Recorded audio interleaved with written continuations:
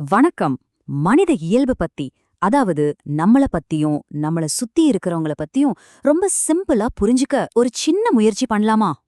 நமக்கு நல்லது எதுன்னு தெரிஞ்சும் சில சமயம் ஏன் தப்பா முடிவெடுக்கிறோம்னு என்னைக்காவது யோசிச்சிருக்கீங்களா? ராபர்ட் கிரீனோட மனித இயல்பின் விதிகள் புக்க வச்சு நமக்குள்ள ஒளிஞ்சிருக்கிற அந்த ரகசிய சக்திகள் என்னென்னு பார்க்கலாம் வாங்க. நம்மளோட இந்த தேடல 3 பகுதியா பிரிச்சிருக்கேன். முதல்ல நமக்குள்ள என்ன நடக்குதுன்னு பாப்போம். அப்புறம் மத்தவங்களோட பழகுறப்ப என்ன நடக்குதுன்னு பாப்போம். கடைசியா இது எல்லாம் வச்சு எப்படி ஒரு சிறப்பான வாழ்க்கையை அமைச்சுக்கிறதுன்னு பாப்போம். சிம்பிள். சரி, பகுதிக்குள்ள போலாம். அதாவது நம்மள நாமளே புரிஞ்சுக்கிறது. நம்ம எடுக்கிற ஒவ்வொரு முடிவுக்கு பின்னாடி நமக்கு தெரியாமலே சில விஷயங்கள் வேலை செஞ்சுட்டு இருக்கு. அது என்னன்னு தான் இப்போ பார்க்க போறோம். நாம எல்லாரும் நான் ரொம்ப ரேஷனல், யோசிச்சுதான் முடிவெடுப்பேன்னு சொல்லுவோம். ஆனா உண்மையில நம்மளோட எமோஷன்ஸ் தான் நம்மள கண்ட்ரோல் பண்ணுதுன்னு கிரீன் சொல்றாரு. சட்டுன்னு வர கோவத்திலயோ இல்ல ஆசையிலயோ எவ்ளோ பெரிய பிளான கூட மாத்திடுறோம் இல்லையா? நம்ம எல்லாருக்குமே நம்ம மேல ஒரு அன்பு இருக்கும். அது தப்பில்ல.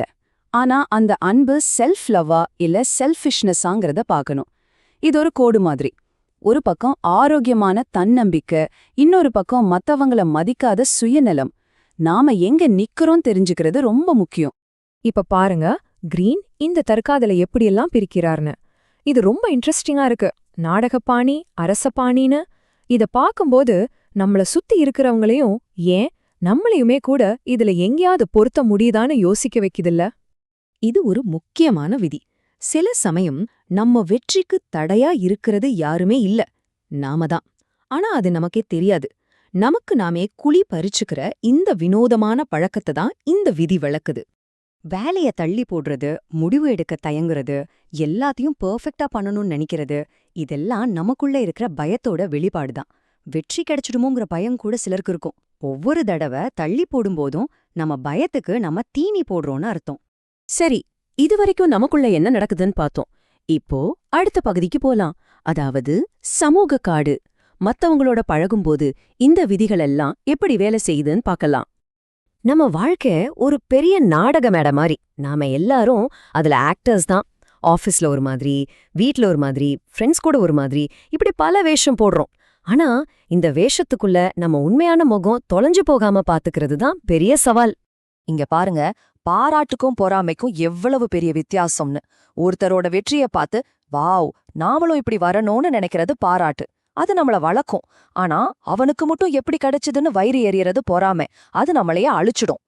யாராவது நம்ம தப்ப சுட்டி காட்டேனா உடனே நான் அப்படி பண்ணவே இல்லையேன்னு சொல்றோமா? இல்ல அதுக்கு காரணம் இதுதான்னு சப்பை கட்டு கட்டுறோமா? அதுக்கு பேர்தான் தற்காப்பு மனப்பான்மை. நம்மளோட ஈகோ காயப்படாம இருக்க நம்ம போடுற ஒரு கவசம். இத புரிஞ்சுக்கிட்டா பேசி தீர்க்க முடியாத பிரச்சனையே இல்ல. சரி, கடைசி பகுதிக்கு வந்தாச்சு. இதுவரைக்கும் பிரச்சனைகளை பத்தி பார்த்தோம். இப்போ அதுக்கான தீர்வுகளை பார்க்க போறோம். நம்ம இயல்பையே நமக்கு சாதகமா மாத்தி எப்படி ஒரு அர்த்தமுள்ள வாழ்க்கைய உருவாக்குறதுன்னு பாப்போம். நம்ம மனசு ஒரு குழந்தை மாதிரி. அதுக்கு இப்போ வேணுங்கிற சாக்லேட் தான் முக்கியம். நாளைக்கு பல் வலிக்குங்கிறது அதுக்கு தெரியாது. இதுதான் குறுகிய பார்வை. நீண்ட கால நன்மை வேணும்னா இந்த குழந்தை மனசு நம்ம கட்டுப்படுத்தியே ஆகணும். இந்த உடனடி ஆசைகள்லேருந்து தப்பிக்க கிரீன் ஒரு சிம்பிளான 4 ஸ்டெப் சொல்றாரு. முதல்ல நமக்கு இந்த பழக்கம் இருக்குன்னு ஒத்துக்கணும். அப்புறம் பொறுமையா இருக்க பழகணும். அடுத்து பெரிய லெவல்ல யோசிக்கணும். கடைசியா லாங் டேர்ம் கோல்ஸ் வச்சு அதை நோக்கி வேலை செய்யணும். அவ்வளவுதான். வாழ்க்கையில ஒரு குறிக்கோளே இல்லாம இருந்தா எப்படி இருக்கும்? காத்துல பறக்கிற பஞ்சு மாதிரி தான். எங்க போறோன்னே தெரியாது.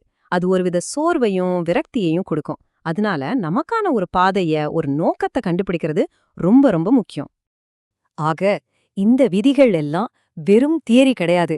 இது நம்ம வாழ்க்கைய மேம்படுத்திக்க ஒரு பிராக்டிக்கல் டூல் கிட். இத சரியா புரிஞ்சுக்கிட்டு பயன்படுத்தினா நம்ம உறவுகளை சரி செய்யலாம், நம்ம சவால்களை ஜெயிக்கலாம், மொத்தத்துல ஒரு நிறைவான வாழ்க்கைய வாழலாம். இப்போ இந்த விதிகளையெல்லாம் பார்த்தாச்சு. சொல்லுங்க, இதுல எந்த விதி உங்களோட வாழ்க்கைய அதிகமா பாதிக்குதுன்னு நினைக்கிறீங்க? எது உங்கள முன்னாடி போக விடாம தடுக்குது? இத பத்தி யோசிங்க. ஏன்னா பிரச்சனைய புரிஞ்சுக்கிறது தான் அது சரி செய்யறதுக்கான முதல் படி.